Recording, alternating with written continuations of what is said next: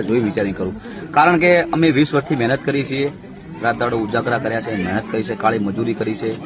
અમારે એવી પરિસ્થિતિ હતી કે અમે 5 દિવસ ખાધું પણ નથી.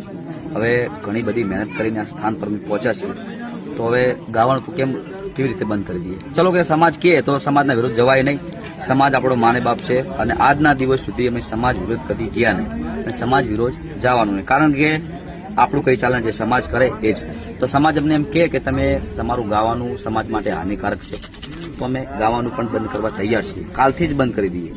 પણ એના સમાજને એક અપીલ છે અમારી કે જે અમારો રોજગાર, અમારો જે ધંધો, અમારી પાછળ જે 200-300 જણાના ઘર હેડે, એમના ઘરનું શું, અમારા ઘરનું શું, અમારે ખાવા માટે કોઈ મજૂરી મહેનત કરવી પડે, અમારા કોઈ જોડે બિઝનેસ નહીં, અમારા જોડે જમીન નહીં, જે અમારો ધંધો છે, જે લોનો હેડે છે, એનું કોક સમાજને ખાલી એક વિનંતી છે કે અમને કોક આપણે જે ધંધો આલો, રોજગારી આલો, તો અમારું પૂરું થયું તો કરવું જોઈએ.